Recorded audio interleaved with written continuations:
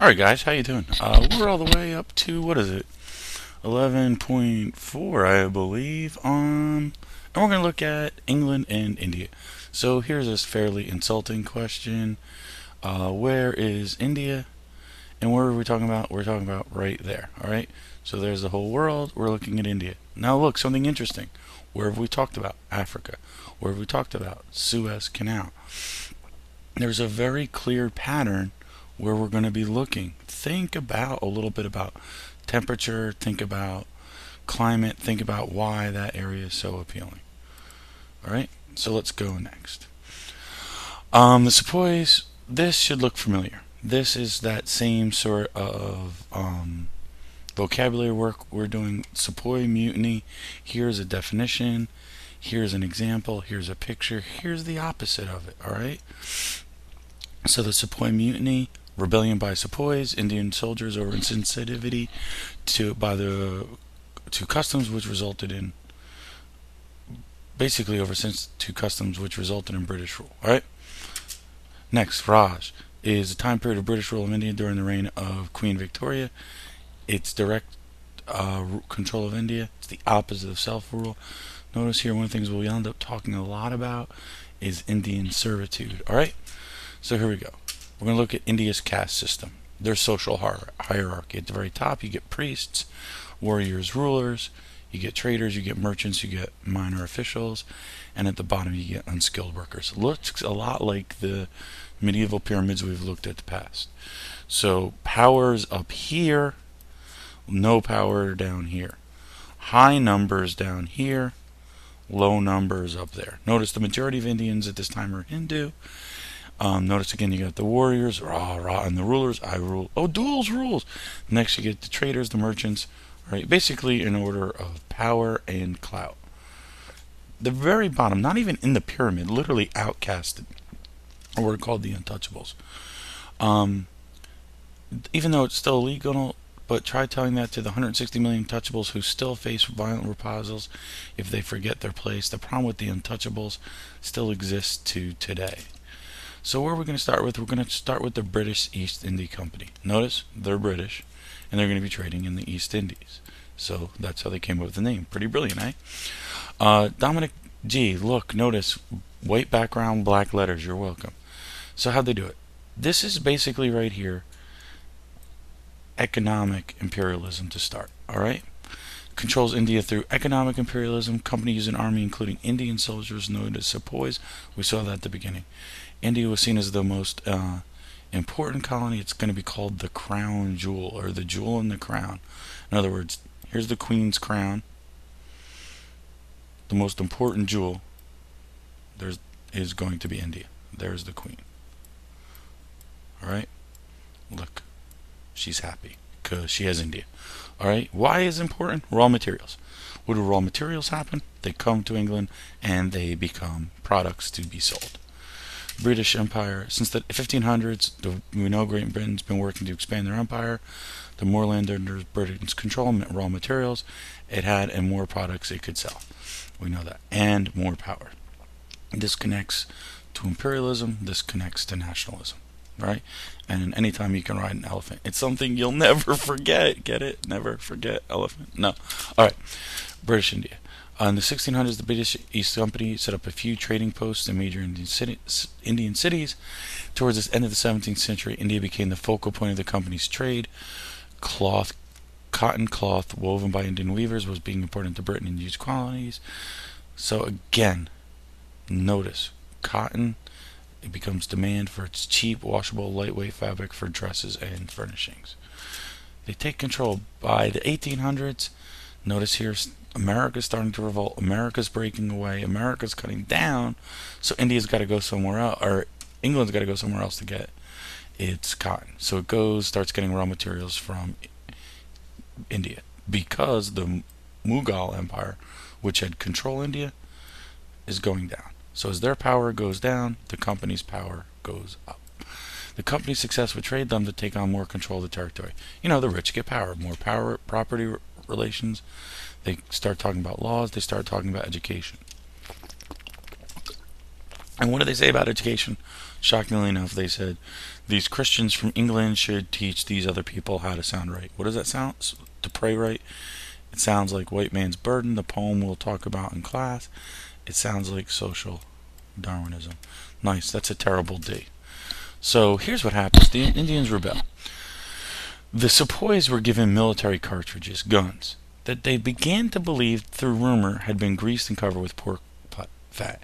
Pork fat by nature is considered unclean by Muslims. The Sepoys rebel. We're not using this cartridges. This is unacceptable. Why would you treat us like this?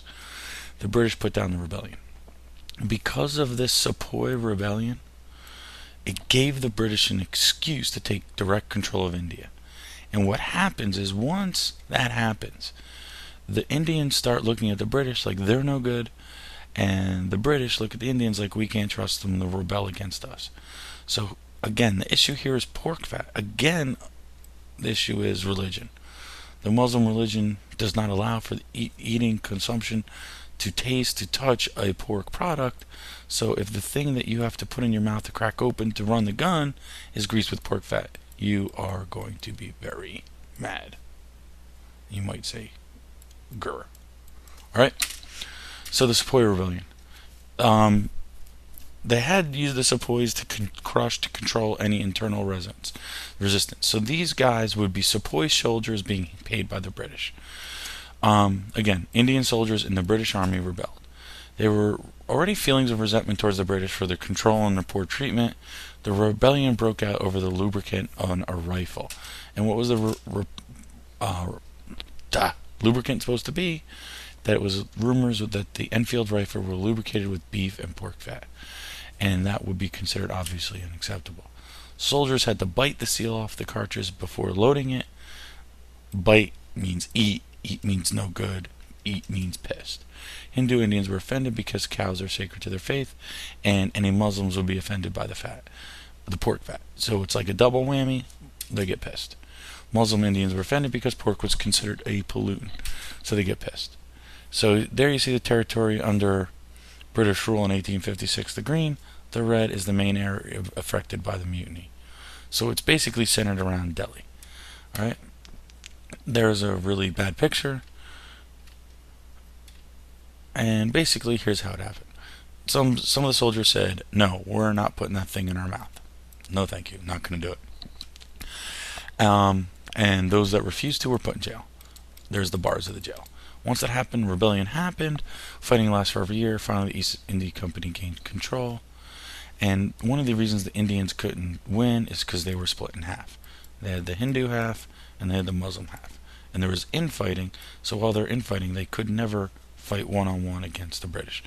After that, the British government was much more involved in controlling India. Here you see a Sepoy being shot. India after the rebellion, very sad. The British now felt more disgust with the Indians. Their racist attitudes dominated Indian social life. Most Indians resented the British for controlling their lands, forcing them to convert to Christianity. Constant racism. So these excuses that the British were using, like, oh, look how good we're doing, the Indians are like, God, I hate these guys, get them the hell out.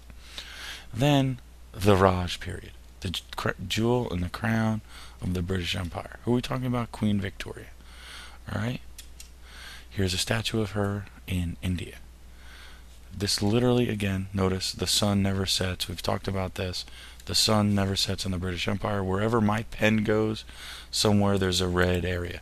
Boom, boom, boom, boom, boom, boom, boom, boom, boom, boom, boom. Really, the sun kind of goes like that, though. You get it? All right. Even there's red down here, red there. There's everywhere there's red. So here's what they did. In India, in England, they had the Queen. In England, there was a Secretary of State for India who passed power to this level. These people are in India. All right. There were legislative councils, judicial councils, provincial governors, and British civil servants. The system of government started in 1858 when the rule of the British was transferred to the Queen, and basically the Queen de facto runs. But notice there's 1, 2, at least 3 or 4 levels before you got to the average Indian. Why was it the crown jewel? Raw materials that could be sent. Then they turn those into manufacturers' good. And notice, 3 million people means large market. So the cotton goes to England, becomes stuff. The cloth goes to England and becomes stuff, comes to India, and the Indian people are forced to buy it. Here's Queen Victoria in India. I'm pretty sure she's asleep. Hopefully you're not asleep during this lecture, which has only been going on 9 minutes now, so I want to speed it up. You should notice a pattern here. The treatment of the Indians while the English were there, often put in servitude, basically forced to be slaves, forced to work for the English that were there. Here you see this woman, I love this picture, being carried so her feet don't have to touch the earth while these guys have to carry her. After a while, how much do you think they grow to hate this lady? Alright, what are the benefits for India? The British did set up a railroad network, but it only was allowed British goods on it. So there's the railroad. I've been working on the railroad all day. It developed a modern economy and new technology. It did build schools, and it did improve public sanitation. So these are 1, 2, 3 pluses. Over here, negatives. British held all of the political and economic power. By the time the Raj period is taking on, no Indians are becoming leaders. Indians are held down. Conversion to cash crops reduced food production. People were starving to death. They were not allowed to manufacture good, and there was this threatened traditional culture. Because remember, the English were basically Christians trying to force people out of the Muslim Hindu religions, and they were racist, saying, "You're crazy. Indian ways aren't right. Act more like us." They were trying to force assimilation. I swear that says assimilation in mouse typing writing. What are the impacts? We got railroads, we got British control. There's the 3 pluses. 1, 2, 3. Here is a minus. This is questionable. It's borderline. Alright. Indian nationalism. So Indians look around and they say, wait a second. We're a proud people. We should have our own country. We shouldn't be taken advantage of this way. And here's what happens. Their financial and their food situation starts getting worse. So finally people get mad enough to do something about it. Alright. We're skipping that. Yeah, what the heck? Yeah, we're skipping that. So by 1885, there is this desire for independence. Alright, the Indians demand more modernization and a greater role in governing themselves. Basically, what they want to do here is turn those negatives into positives. Hey, we want to be more modernized for India. We want to have control and ruling ourselves. They wanted social reforms and change that would help defeat foreign control, and hated being second-class citizens of their own country. Treat us as equals, right? So you see again this Indian National Congress, the Muslim League, both calls for self-rule. And the hard part here is the division between the Hindu and Muslim religions the British used to keep the two sides apart, and it made it hard for them to unite. Who comes in? Hopefully we all know he is. Gandhi was the leader of the National Indian movement, well educated, he was a Unitarian, he was very much non-violent, he was assassinated. Obviously well known for his hunger marches, his hunger strikes. Here you see a great picture of the Salt March in 1930. He traveled 241 miles, and you can see that the black are night halts where he stopped for night, and you see the red line spots are where he stopped midday. And he marched this from March 12th, 1930. Wow, basically coming up this weekend. In fact, while you're watching this video, it could be the whatever anniversary of it. Do the 5th of April. Alright? So he does that in the 1930s. It's not until 1947 that India gains its independence, and notice another trouble area we're going to talk about later on in your life is Pakistan becomes independent at this point as well. Alright? Hey guys, that is video lecture number whatever. Today's code word, I'm looking for it around the house. Here's today's cheat word. I would like for you to let me know you've seen this. Watching this video made me think of my favorite type of Indian food, curry. C-U-R-R-Y. Thank you very much. Bye now.